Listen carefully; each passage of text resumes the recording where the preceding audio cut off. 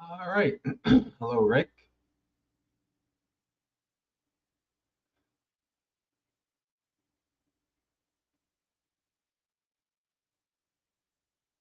We'll give time for people to come in or get started as usual.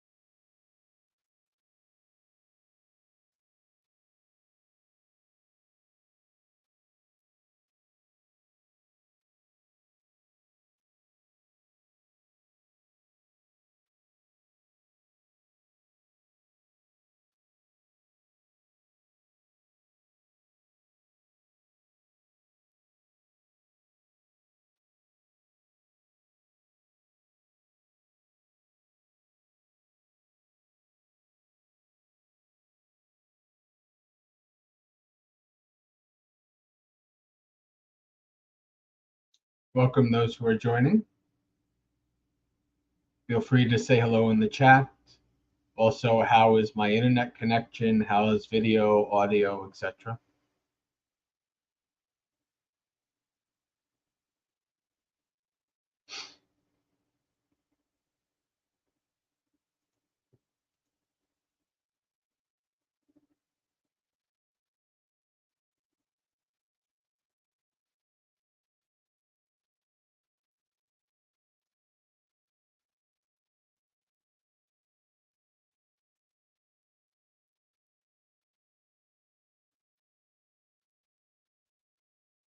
Hello, Visaka.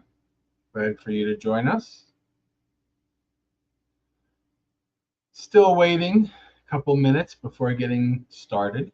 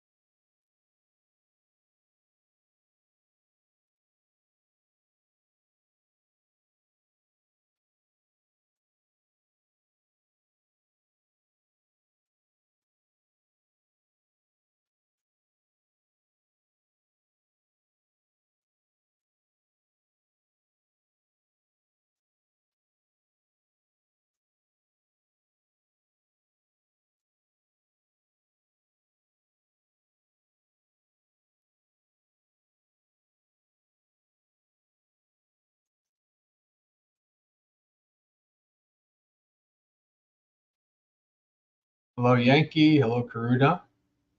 Hello, Visaka. I'm okay. A little tired, but okay.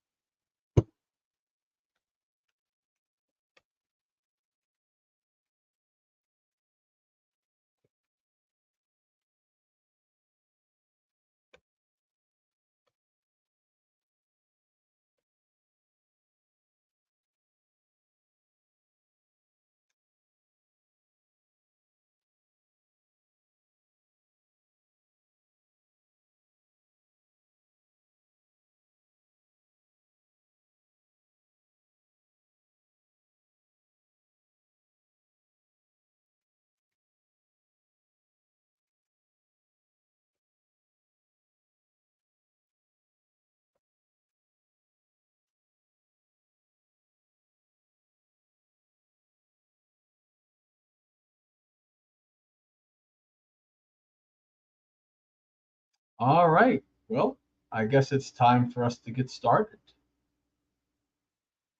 Let's share screen.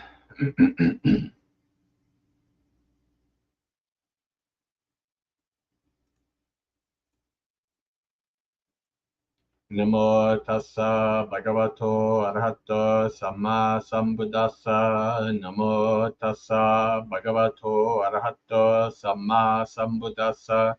Namo tassa bhagavato arahato samma sambuddhassa.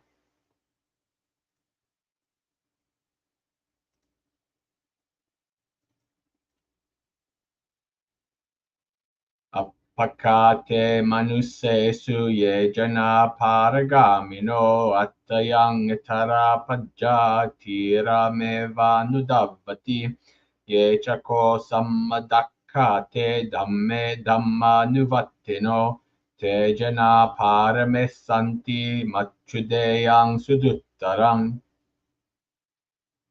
kanhang dhammang vippahaya sukhang bhaveta pandito oka anokang agamma viveke yatta duramang tatra bira timicheya hitva kameya kinchano pariyodapeya attanang chitta klese pandito ye sang sambodhi angeshu sammachittang subhavitang adana patinissagge anupadaya ye rata kina sava jutti manto te loke parinubbuta.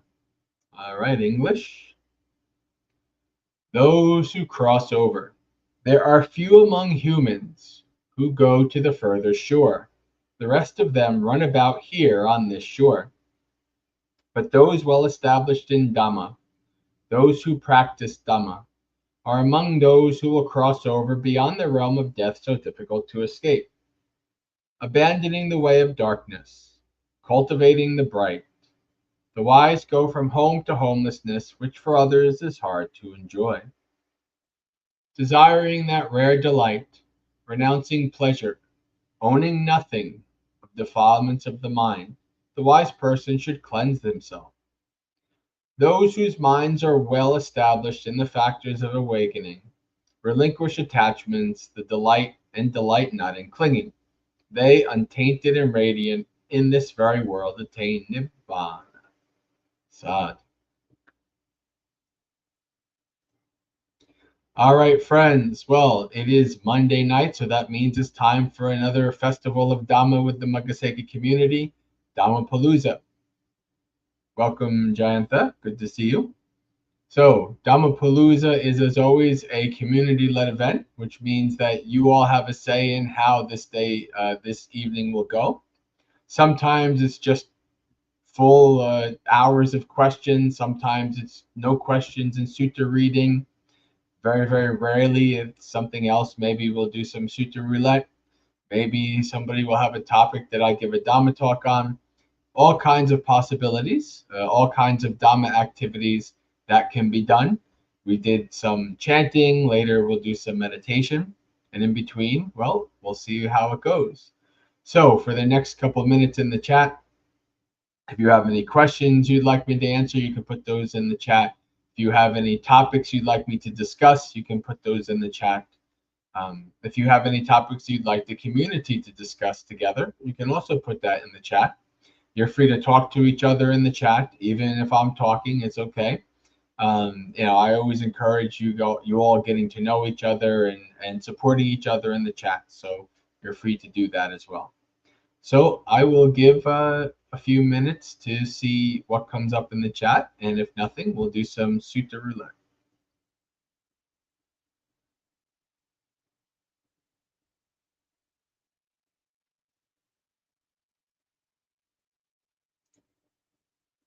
Bante, can you share some reflections on the importance of being safe and feeling safe in meditation and daily life practice?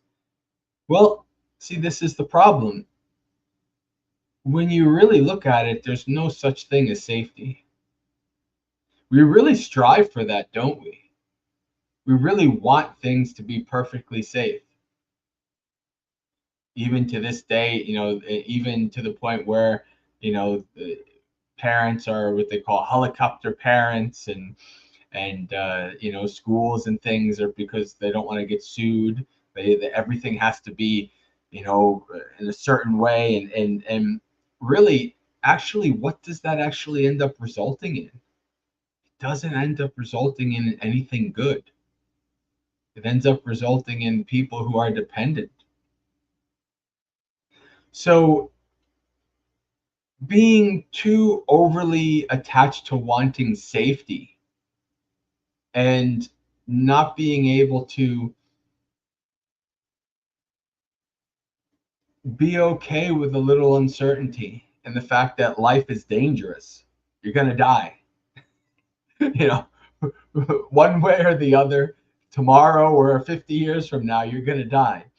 So, what is do we want to try to kind of stultify ourselves by worrying so much about safety and feeling safe? I would say no, right? The Buddha says that my disciples endure hot, cold, bugs, all kinds of stuff, insults, etc. The path is not safe. There is no uh, safety. There's no actual security until Nibbana. That is the only refuge, the only security, the only safety from bondage, as the Buddha says. It's the only guarantee. You're only really safe when you've let it all go and you've become awakened. Then you're not born again and you're not subject to the whims of samsara.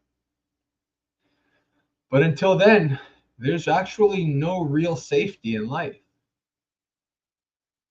And so for me, I'm of the opinion that if we're trying to make everything and everybody feel safe, this is actually not a good thing. This does not actually enable, this enables people. This doesn't actually help them. And I want to help people on their path. So, this is, I think, a very important thing, because we see this a lot in today's society. We have to make sure everything's safe spaces, and all these kind of things. I kind of get it. They may have a point, but in the end, it's actually not good. It really doesn't help anybody. So we have to become what they call anti-fragile, be able to endure, as the Buddha says, not to suffer so much. The enduring that the Buddha is talking about is not necessarily that they're just like, this is really horrible, but I'm going to endure it. But it's also, yeah, this is suffering. Right? Enduring doesn't necessarily have to be the worst horrible thing. It's all about your wisdom and your mindset. But this is a very important thing. If you're trying to reflect in on feeling safe in meditation, if you are meditating and fears are arising, well, you investigate them. Why are fears arising? Why am I not feeling safe?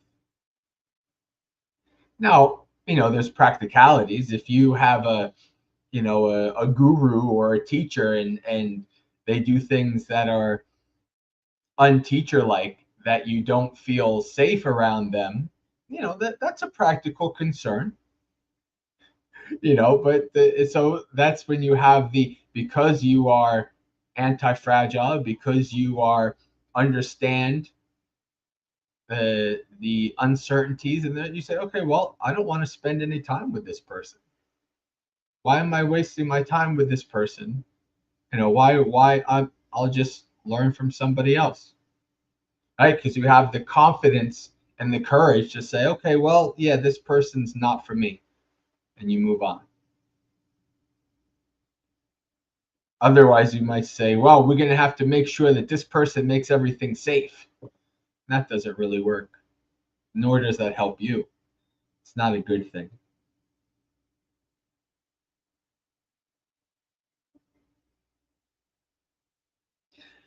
You know, in cognitive behavioral therapy,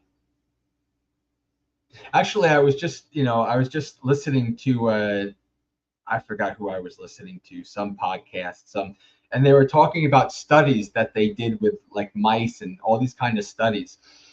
And what the study showed that was that when the mice chose to deal or knew about something bad that was happening, they actually endured it with less suffering than if they didn't.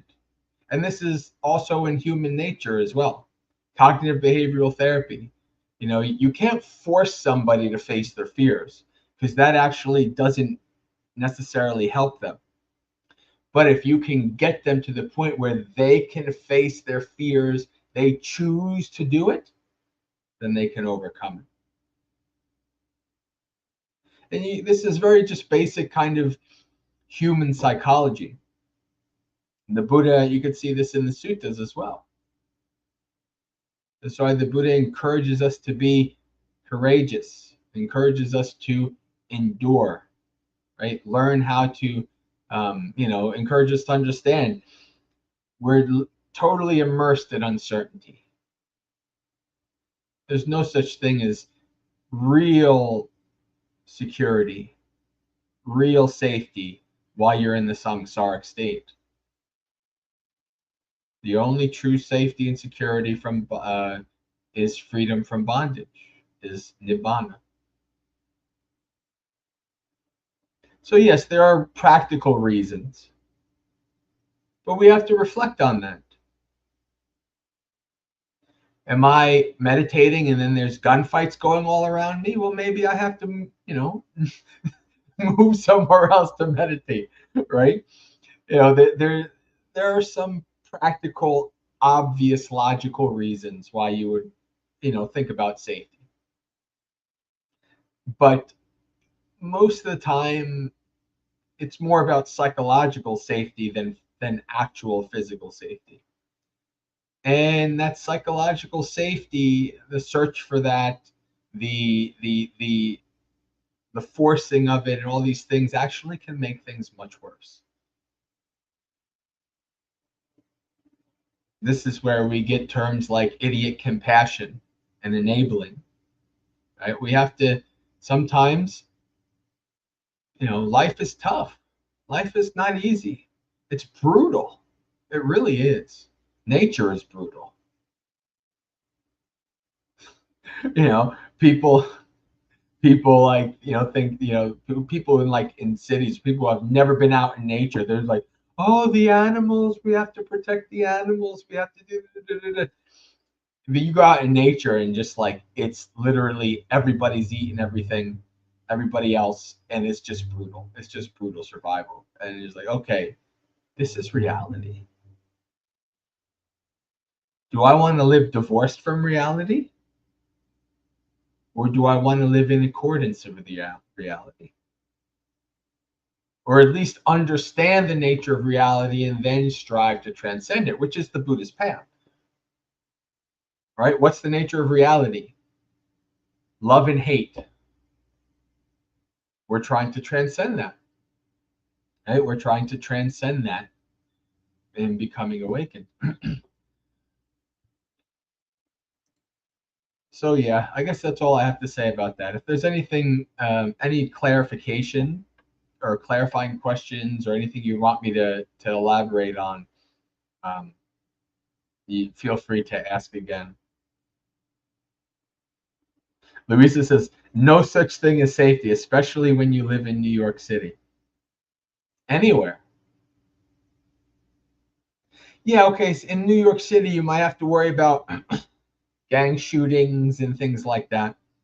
But you live in a rural place, guess what you have to worry about? Dying from bears and things like that. You know, or your lovely pets getting becoming animal food. There's whether it's human nature or animal nature, it's really kind of the same thing. Either way, it's dangerous out there. So, I mean, personally, I prefer the bears. I'd rather deal with the bears than the cities. But it is what it is. That's because I just have an aversion to it. I'm going to actually be in New York City. I'm going to be staying with the Indonesian family. The family, the Buddhist family. It's a like a temple in Queens. I'm going to be staying there all of January. So the part of me that doesn't like being in cities is like, I have to be in a city. But on the other hand, I love these people. They're some of my favorite Buddhist people, Indonesian Buddhists. So, and I haven't been able to stay with them for like a year and a half, almost 2 years. So I'm looking forward to that.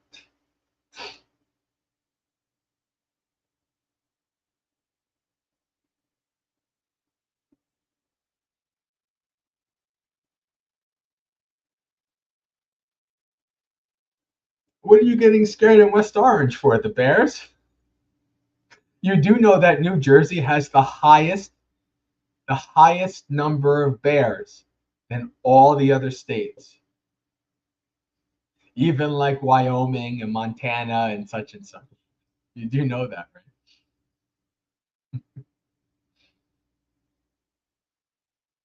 So even if you live in northern New Jersey, you got to watch out for those bears.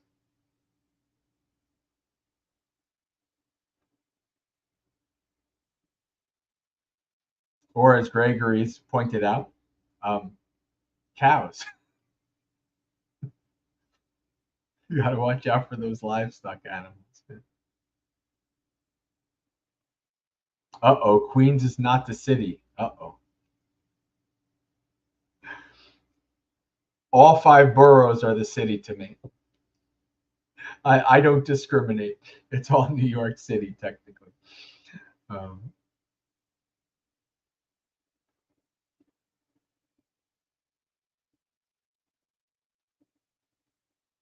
that's a bit scary. All right. Well, I see we are out of questions.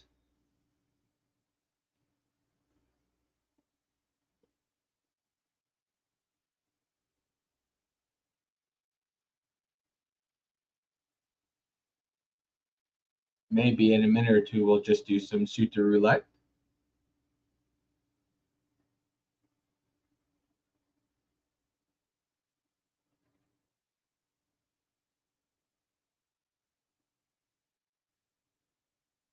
You're welcome, Rick.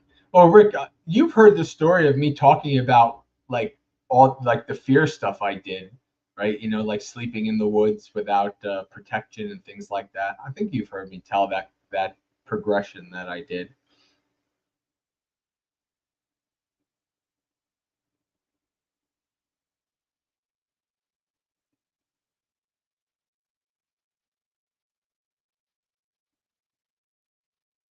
Did I say hello to Jayantha? Maybe I did.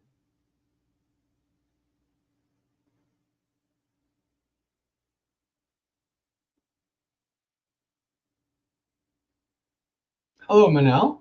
Welcome.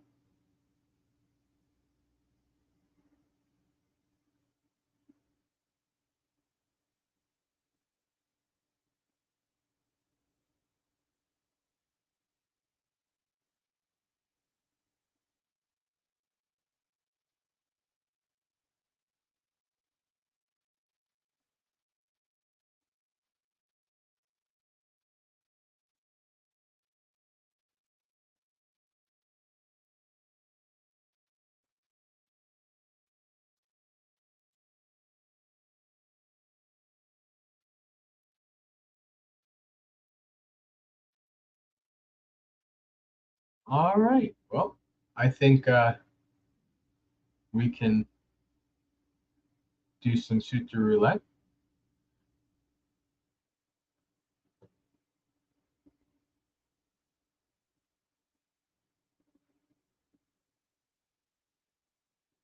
Oh, all right. As soon as I say that, it almost never fails. Let's read a sutta. Oh, questions have arisen. Listening talks on the 5 upper and lower feathers. Could these be used to judge progress on the path? I mean, they quite literally are used to judge progress on the path. Literally, right? I mean, it's the stream enter knocks out the first 3. Right? Sakkaya Ditthi, identity view, Silabhata Paramasa, dependence on rules and rituals, or thinking rules and rituals will alone bring you to awakening. And Vicikiccha, doubt. Oh, before Sotikpanu. Well, no, not really. What I will say is, I think you can honestly judge the weakening of the fetters if you're really honest with yourself and you're really good at kind of observing yourself, and you can see,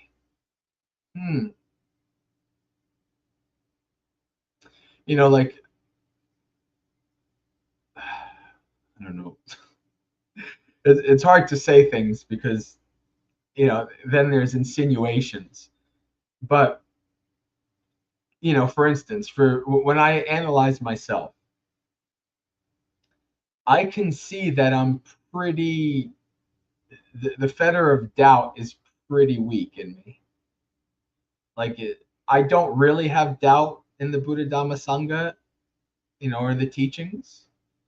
When doubt does arise in me, it's usually related to my ability to follow the path, to become awakened. Like, that's the only time really doubt ever arises in me. So I can see, well, I've come a long way. I used to give the Buddha a lot more benefit of the doubt, and now I just, for the most part, what I used to give him the benefit of the doubt of, I understand myself, and I don't need to. I mean, there's still things that I give them. I mean, I haven't seen my past lives yet, obviously. So that's a benefit of the doubt for the Buddha. That's a faith. That's a leap of faith. But I can see that my my doubt is weak. How weak is it? How close to destroying is? I have no idea. Right. Also, Sakkaya Ditthi, I can see. Yeah, I've come pretty far with Sakkaya Ditthi. How far am I to ending that fetter? I have no idea. I don't know. Right. So, but you can make that judgment. The problem is, I don't really encourage it, and I don't actively try to do it because we're deluded, and we can really, I don't know, I've just come across so many deluded people who think that they're more advanced in the practice than they obviously are, that I'm very hesitant to encourage people to kind of make these kind of judgments. They should be done very carefully and very sparingly. And really, I wouldn't even encourage somebody to actively try to do it.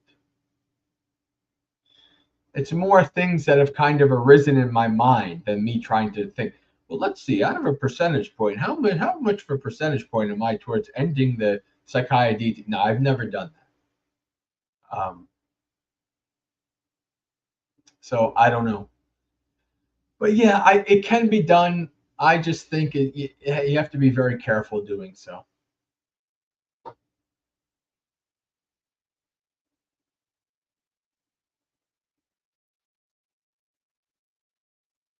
Whoa. Bear management backcountry ranger in Glacial National Park. That's interesting. There's actually a supporter, somebody who's been part of the Maggasekha community for a number of years. He doesn't really come on this though, but he's part of our community, and he's actually a ranger as of a couple years ago. That's his new career. I bet you there's some stories there.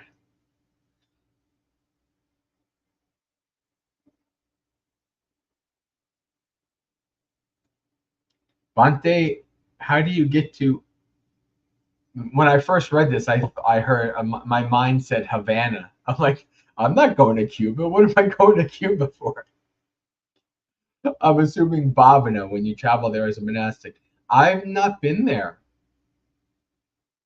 I've not been there really since I left. Um, I mean, I was there maybe for 10 minutes to get my stuff um, when I was staying at the farm. But I've not seen Bante G since I left. I've just not really been in that area. If somebody was like, "Hey, Bante, I'm going to Bhavana. Do you want to, do you want me to pick you up or whatever?" And I'm like, "Sure." I have to call Bante, the Bante Sutta Jiva, and say, "Hey, so that they know that a monk is coming or whatever." But mostly, it's just, it's just not a part of the country that I've been near in all these years. There's a couple of great Buddhist communities on the western West Virginia that I would really love to see again. But hey, that's an invite on their end, right? So,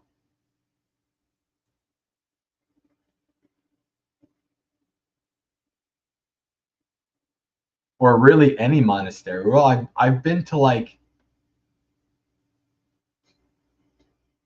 I've been to maybe 10 or 12 monasteries in my nomad days. I've visited a lot of different monasteries. Um, yeah.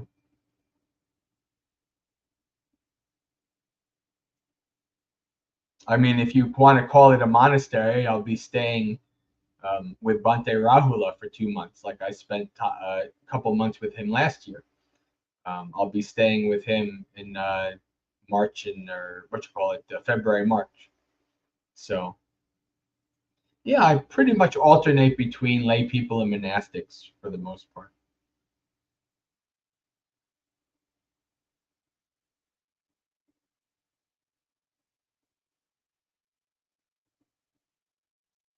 Gregory, these are not Buddhist monks. These are groups of lay people, lay Buddhist communities who invited me once a year to go to. Actually, they would pick me up and drive me across West Virginia, up and over the mountains, to go to Charleston, Huntington, etc.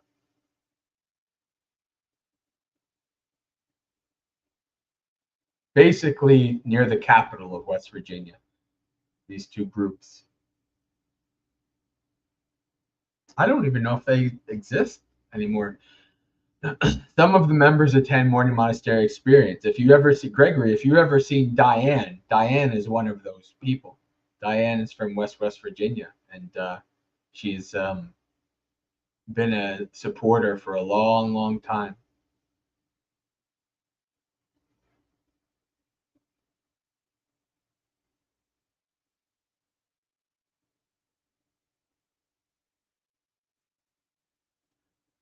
My need for safety stems from complex trauma that I'm working on healing. Yes, this is exactly true. Of course it is.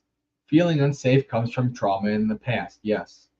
Not from possible threats in the present or future. This can hinder practice. Yeah, well, this is especially if it was when you were a child or young. This is, you know, even most adults really, and I'm including myself in that. I'm not saying, but most people don't really know skillful ways of handling trauma. Children, especially. So remember, I worked in Child Protective Services, and I witnessed and was part of, children in their lives when they were experiencing some strong trauma.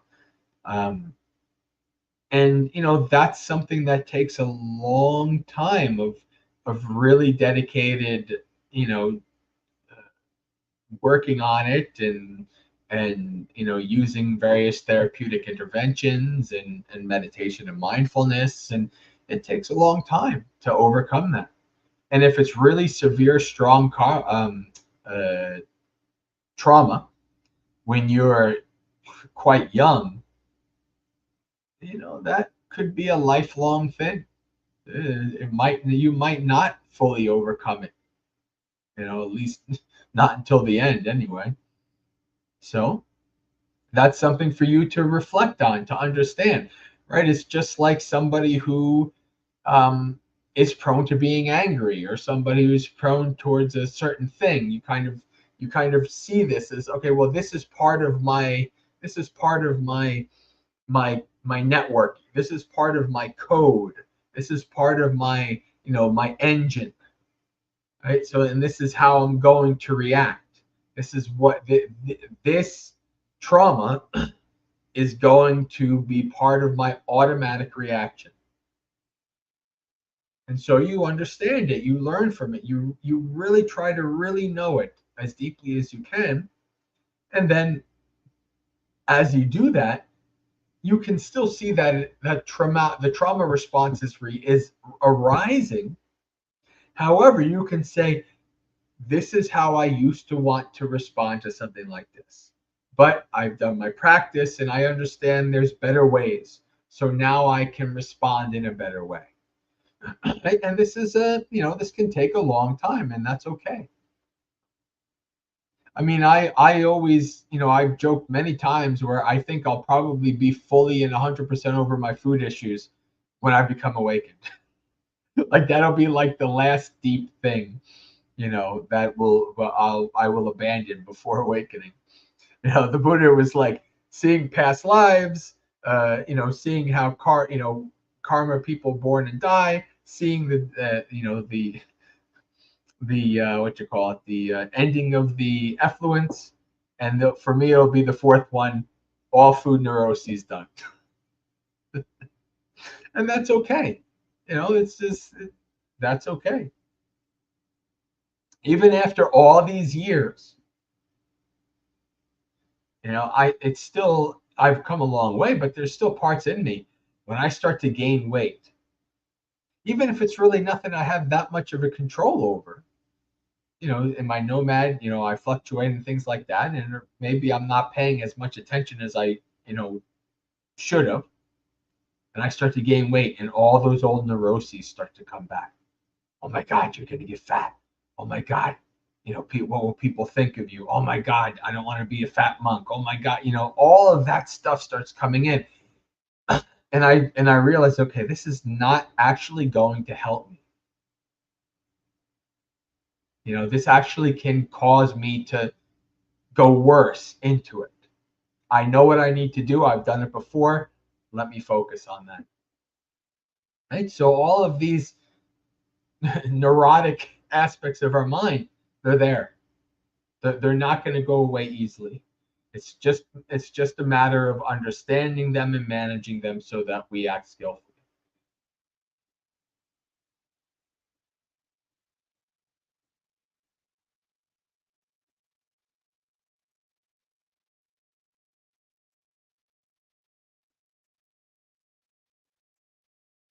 I'm so happy you'll be at Bhante Rahula's. Yeah, me too. I quite enjoy being with Bhante Rahula. I like I like his gruffness. I always know he'll tell me the truth straight up. I really appreciate that about people. I like people who tell it to me straight. And he has told it to me straight at least 2 times in my life, which I appreciate.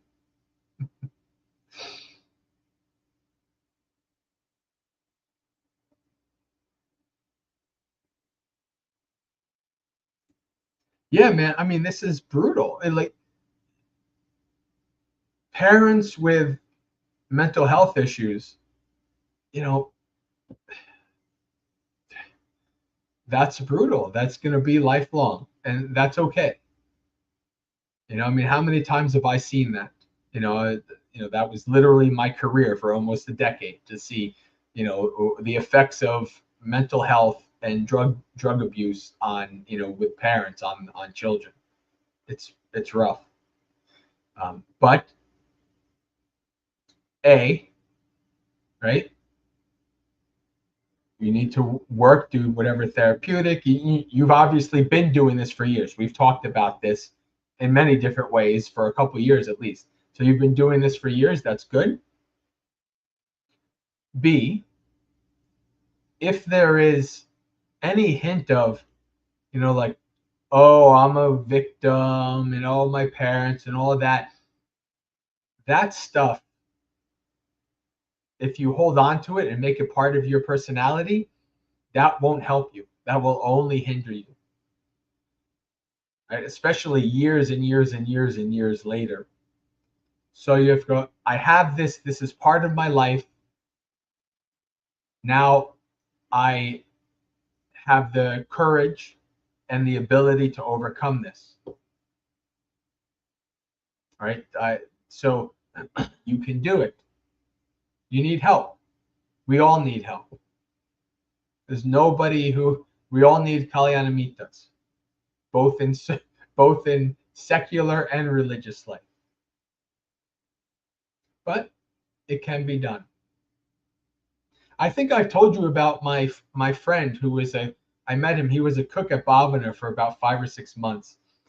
And even though there were so many troubles, I knew that his heart was so kind of pure in a way that I could not do anything but just support him and back him up. He is such a good guy who really had a brutal upbringing. Like every kind of abuse that could happen happened to him as a kid. Physical, sexual, emotional, mental, it all happened. And we would be meditating together. And in the middle of the meditation, he would just bolt up and go. And I knew that what happened was he was meditating and trauma came up, right? Some kind of memory arose, and it was too much for him to bear. And this is somebody who, at that point, we're about the same age. This is somebody who had also been meditating about as much as me, like 15 years, 14, 15 years. So this is not somebody who just started meditating. And even after all those years, he had made progress. But we started from two different experiences, I don't think I had that easy of a childhood, but compared to people like him and the people who were my family, my clients at work, I had a much easier childhood than most of them. So, it is what it is. So we can only try to do our best, right, to overcome the past, to let it to be okay. This happened in my past. Now my job is to try to be better. Always developing, always encouraging. Let me follow the path. Let me be able to let this go and to live a good, peace, contentful life. It's a journey. It's a journey with a destination probably far ahead in the future, and that's okay.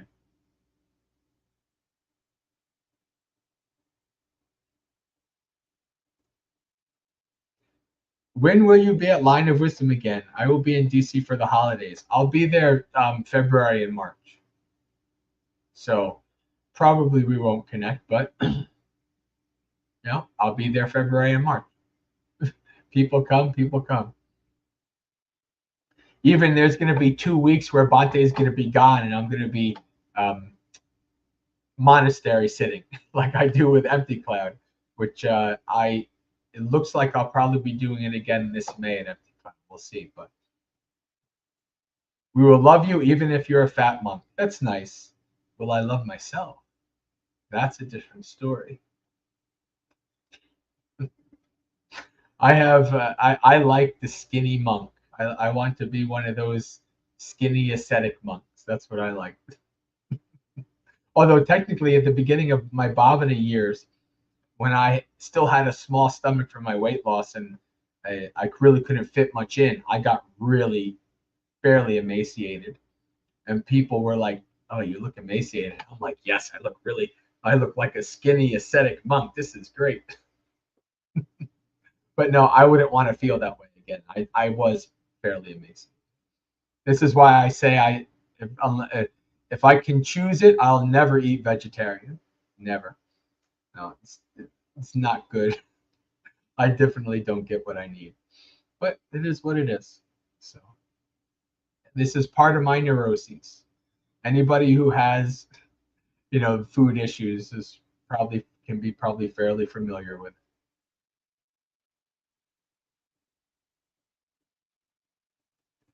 Should I regard trauma as part of forming my personality or as an illness? So, and I've seen this many times, somewhat to an extent in my own personal life, but also through the people I worked with. What happened to you will always be part of your past. But there's a difference between making your personality the victim and understanding that you were a victim. Be utterly surprised how many drug and alcohol counselors that I, knew in my work were addicts. And if you know anything about, the addiction services, you're always an addict. You never stop being an addict, right? You go 12 step, you will always be one. So you always have to be on guard, right? Or a large percentage of the child protective service workers I worked with had some set level of abuse and trauma as a kid, right? And there can be some unskillfulness in regards to that, but what I saw a good number of times was this kind of integration, right? Like even like rape counselors. Again, a lot of women who are rape counselors have experienced it, right? And when you're able to kind of skillfully integrate that in as part of your past, but not let it. If you, I think this is the best way to put it. Somebody who has taken on the identity of victim has chosen their future as victim. Somebody who has understood, I was a victim of this, and you process through it, etc., then you're able to say, okay, now I'm not a victim anymore. I was a victim in the past. That's not my future. I'm moving forward. So I would say that's the best difference. Is the feeling of being a victim something that is forming and molding your future or not? If it is, that's not good. That's not skillful. That's not going to help you. If the um, working through it and the integrating it as part of your history and part of your past, then that can be a springboard towards skillfulness. You can say, yes, this happened to me in the past. And yes, I still have these neuroses and these fears and these things and this that I'm still working on. And that's okay. But I'm working towards something better. I don't want to be a person who goes through the process and the other end they can say, you know, I forgive these people. I let this go. This will always be part of my life. I still have residual effects of it. That's okay. I'm going to be better. And then every day you work to develop yourself and be better.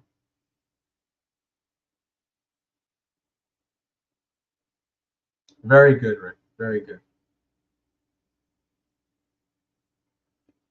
Focus on progressing on the path. Yep.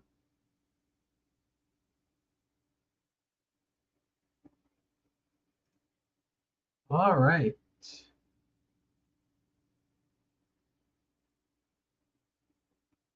Why don't we do some sutta roulette? At least for a little bit, and then we'll do meditation.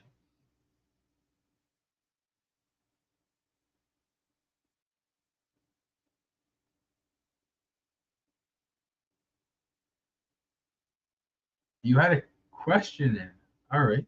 I thought you said you were going to start laying down. All right. Oh, okay. You usually tell us when you go to bed. So I thought you were saying that you were just not feeling well and you were going to bed. Sorry. Um,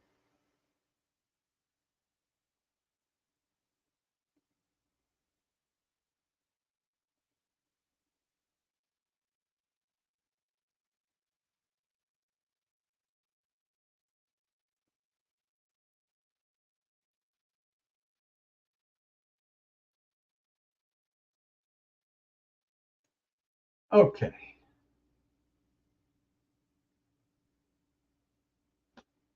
So how can I keep the path while going back to school? The greed of time, hatred of study. I need to do that. I don't want to. And delusion while being around people, which overrides my stress levels. If you live the Noble Eightfold Path, if you develop mindfulness, 4 foundations of mindfulness, then school, work, whatever, it doesn't matter. Whether you're off school, whether you're in school, it's all practice. It's all development. There's no there's no answer I can give you and then magically it just works. You have to see, okay, now my schedule is going to be changing, my priorities are going to be changing a little bit, but my practice doesn't change. I'm still going to practice. How I do that practice might need to be molded or changed or fiddled around with because your schedule changes. That's okay. But if the mindset is, okay, I'm entering in a different mode, a different schedule, part of my life, that's fine. This is still the practice. If you have that mindset, then sure, school, it's time to go back to school. Yeah, I'm not going to want to study. I'm not going to, or I'm going to want to do this. I'm not going to want to do that, etc. This can still be part of my practice. You can still reflect on, well, why do I want to go to school? What will be the benefits of finishing school in the future? Yeah, I might have to, do things I'm not going to want to do. But is that any different than any time else in life? We all have, even monks have to do things we don't want to do. There's no such thing. This is the way it is in life. We all have to do things. This is why Ajahn Chah says, when you feel like meditating, meditate. When you don't feel like meditating, meditate, right? Don't go with your likes and dislikes. Don't just go with the flow of your emotions. Practice going against them. Oh, I don't want to do this. Well, we're going to do it anyway. I try to do that, and part of that is developing patient endurance. Okay, I need to study. And then maybe you have to give yourself a little carrot and stick. Maybe you have to be like, okay, I need to study, and then I'll do some kind of entertainment or some kind of, fun thing after that. I'll spend an hour studying, 10 minutes at fun entertainment or whatever, and then maybe I need to do another hour. There's different, these are just practical non-Dhamma related techniques, but you can see actually how as you develop the practice, you see more how the mind works and how in many ways it's like negotiating with a 3-year-old. That's how it has felt like for me and for many years. It's like sometimes you have to negotiate with your mind. All right, we're going to do this. Then, later you can have a little fun. And then your mind's like, okay, fine, we'll do this, right? So sometimes you have to develop these skillful means to figure out what works and what allows you to, do things you don't want to do. And the practice helps with that. You have to be able to see things as they are, to understand your mind, to be able to do these things.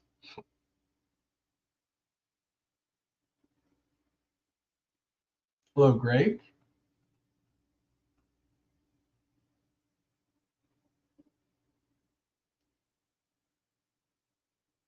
I think that dukkha is an opportunity to figure out the Noble Eightfold Path. It's part of the Four Noble Truths. Yeah, of course. Yep.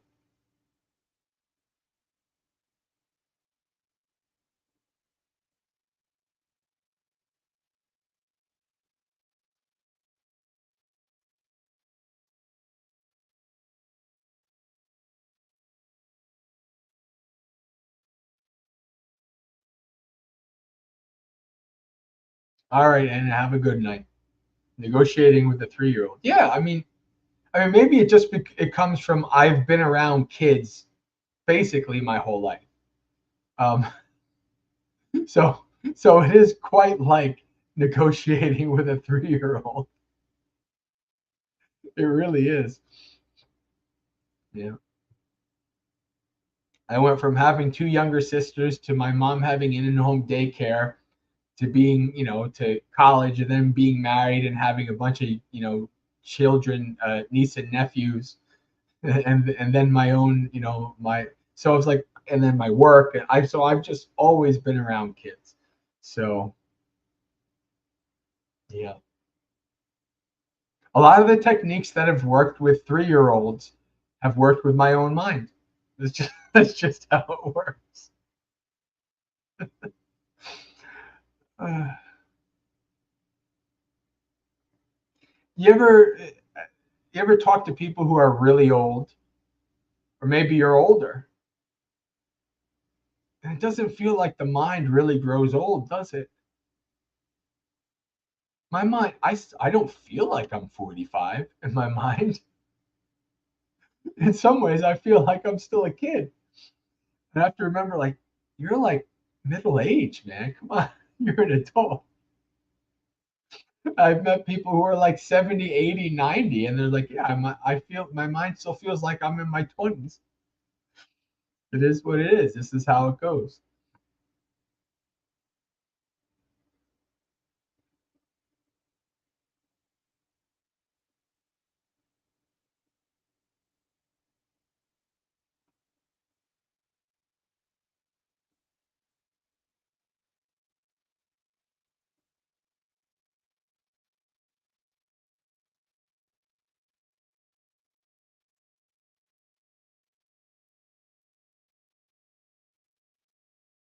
All right. Well, it's 8 o'clock, so, or at least 8 o'clock for me. Why don't we do some meditation?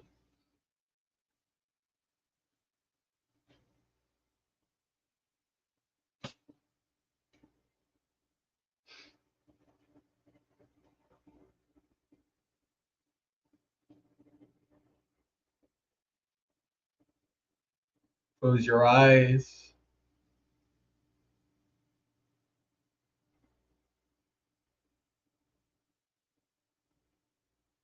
We'll do some mindful scanning of the body, starting from the feet, moving up.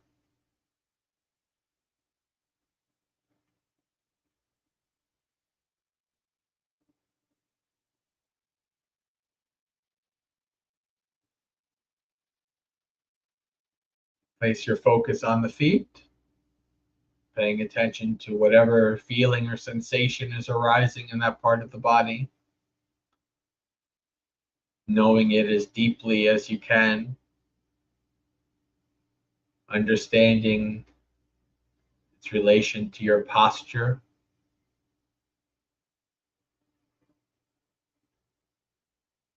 adjusting your body as needed.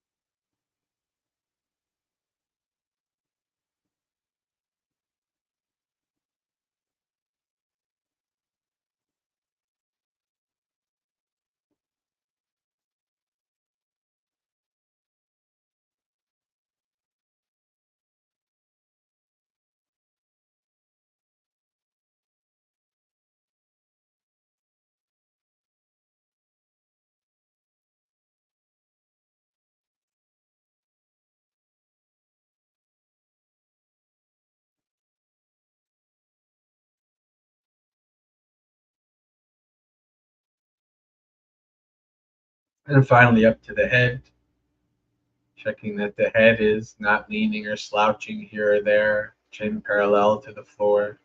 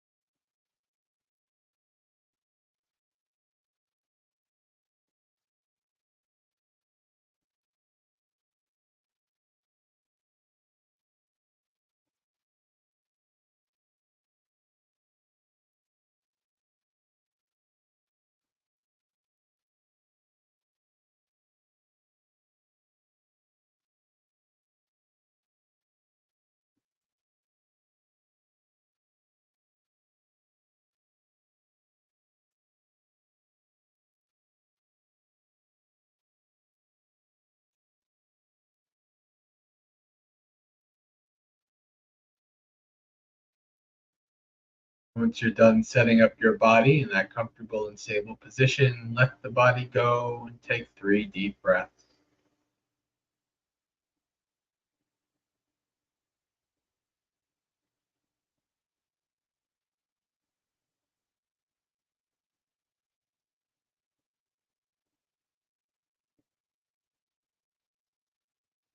And then let the breath go.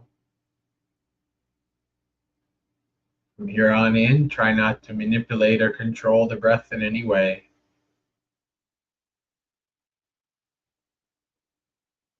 The body doesn't need you to do its job. It will keep on breathing as long as you're alive.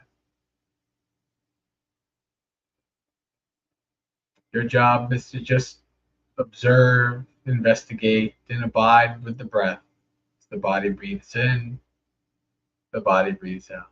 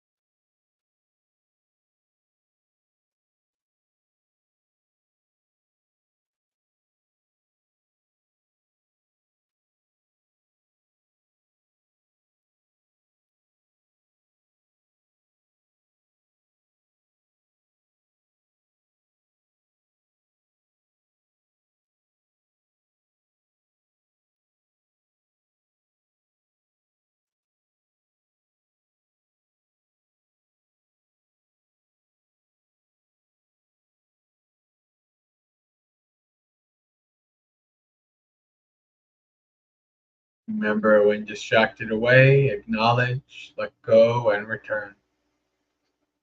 Keep coming back to the breath. Train your mind to stay with the breath.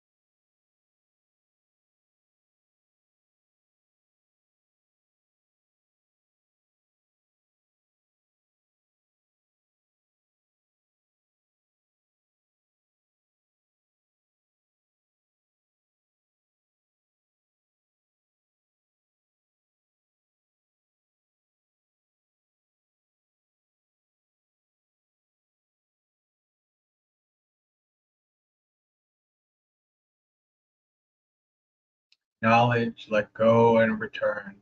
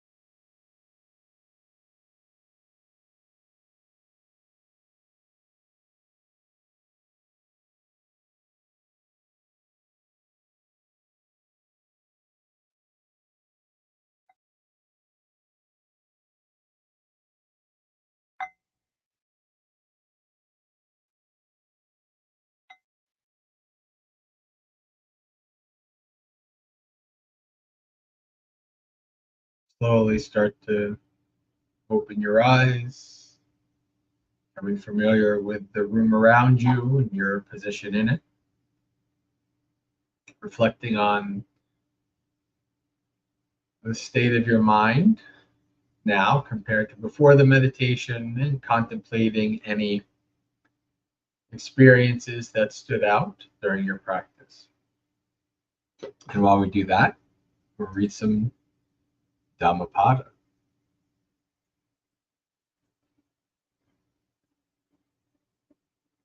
And hello, this is our friend from China. I don't remember your name, but I remember your icon and the Chinese characters, at least look familiar. But hello, our friend.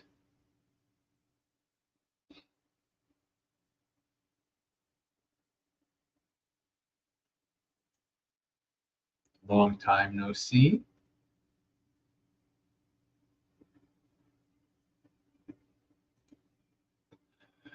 The world. Follow not the vulgar way. Live not in heedlessness. Hold not to false views. Linger not long in worldly existence. Arise. Do not be heedless. Lead a righteous life. The righteous live happily both in this world and the next. Lead a righteous life. Lead not a base life. The righteous live happily both in this world and the next. One who looks upon the world as a bubble, as a mirage, him the king of death sees not. Come, behold this world, which is like a decorated royal chariot.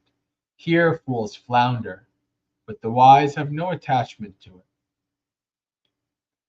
He who, having been heedless, is heedless no more, illuminates this world like the moon freed from the clouds. He who by good deeds covers the evil he has done, illuminates this world like the moon freed from the clouds. Blind is the world.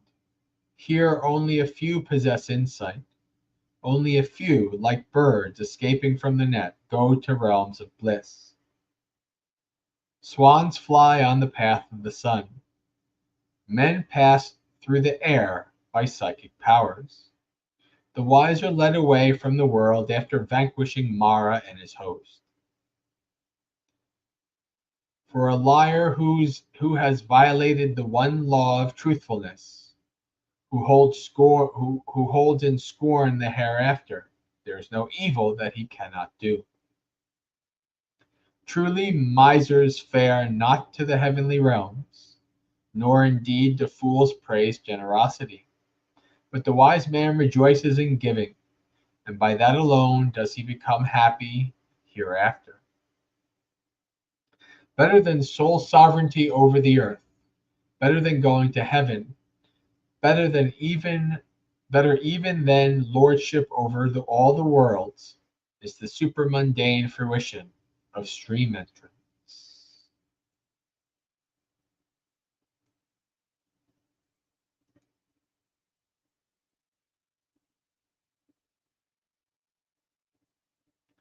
No problem, Rick. Well, trauma is something that is near and dear to my heart, obviously from my personal and professional past. So it's always something I'm willing to talk about for sure, for better or worse, through good advice or bad advice. I don't know. I try not to give bad advice. Try not to give much advice at all, really. But anyway, all right, friends. I think we'll do our business, then share our merits, and call it a night. So, friends, if you're joining us for the first time, watching this later after the stream is gone, if you'd like to see more from myself and the organization Maggasekha, you can go to the website on the screen, maggasekha.org, Maggasekha.org. Maggasekha in the ancient Pali language means student of the path. Until we're awakened, we're still students. We're still following the path. And on this website, anything I do, whether it's new retreats, because I do like to offer Zoom retreats, articles, videos, live streams, talking about my travels, all of that you can find on the website. This is my headquarters. Everything I do, I make an announcement post on this. So you can go to that website, maggasekha.org, for this information. The top right, you can put your email in and you will get an email every time I post something new. Same thing on the YouTube. You click subscribe, click the bell, make sure that's all set. And then every time something new comes on the YouTube channel, you'll get an email. Just like tomorrow morning in less than 12 hours, we'll be back on again for Morning Monastery Experience, which is something that I do Monday through Friday. And we have a half hour of the experience of like if you were staying in a monastery, little puja chanting, little Dhamma reading, Dhamma talk, precepts, etc. So that's something that you can see, and you can join us 8 p.m. New York time, GMT -5, Monday through Friday. We also have obviously Monday nights, 7 p.m. when I'm able to, Dhammapalooza that we're just finishing up. All times I give are GMT -5, so New York time. Then we have Saturdays. If you're on the Insight Timer program, I am a teacher on Insight Timer, so you can join me in my weekly Saturday session, 3 p.m. New York time, where we do guided meditation, Dhamma talk, and Q&A. Then we have our Discord community, the online Maggasekha online community on the Discord program, which is a community that is based in the suttas, the early Buddhist texts, both in study and practice. If that is a community that you might be interested in joining, you can send an email to the email on the screen, maggasekha@gmail.com, and ask for an invite, and we'll send you one. And when we do Sundays on this Discord, we have reading. We've been reading suttas together for almost 8 years. And so every Sunday we read suttas together, myself, maybe Aya Sudhamma, who's on there when she's able to. Venerable Pasana, the Bhikkhuni in Australia, is also on there. And you're welcome to join us. And so just send the email with the ask invite request if that's something you'd be interested in doing. And I think that's pretty much it. Everything else, you just go to my website and you'll see the announcement.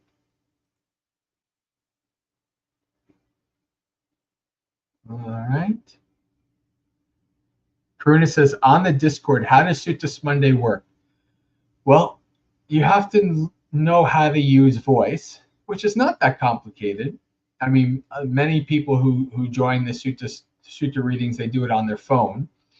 And that makes the voice a little bit easier. But if you're on your computer, you have a mic, you can be part of the reading. Right? It's not just me reading for an hour. Both lay people and monastics take turns reading, and we take turns. We take breaks during the suttas, or if it's a short sutta afterwards, Aya Sudhamma will bring in various like notes from Bhikkhu Bodhi, and so we have a discussion of the Dhamma in the suttas as we go through them. So it's the attendance is pretty good. Sometimes we have 10, 12, 13 people, sometimes 3 or 4, depending on if there's holidays and things like that. But it's something that's a Maggasekha tradition since 2015. We started 2015, the Discord. So, and if you're on the Discord, if you're on the community, all you have to do is log in. We're on a voice channel. We're on a chat channel. You can volunteer to read if you like, or you can just listen. You can ask questions. It's very open like that. So yeah, hopefully if you're able to, you can join us. I know you're on there with us now. All right, friends. So why don't we share merits and then call it a night? Or a day, maybe for our friend in China.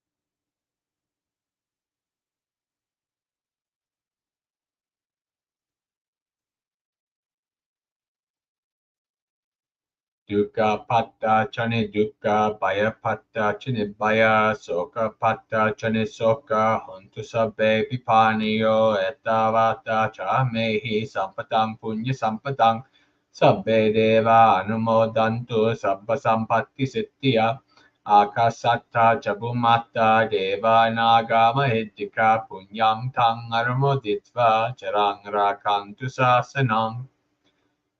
May the suffering ones be suffering free, and the fear-struck fearless be. May the grieving shed all grief, and may all beings find relief.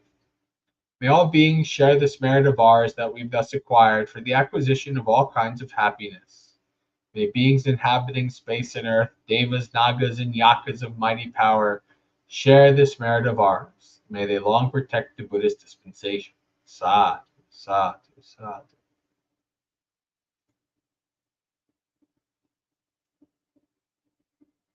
All right, friends. Well, we have come to the end of another Dhammapalooza. Sukhi Hotu, may you be well and at ease. Practice well and be well. May you have a spiritually successful and peaceful practice until we meet again, which could be tomorrow morning at 8 a.m. for morning monastery experience, or maybe next week for another Dhammapalooza. Either way, friends, have a good week.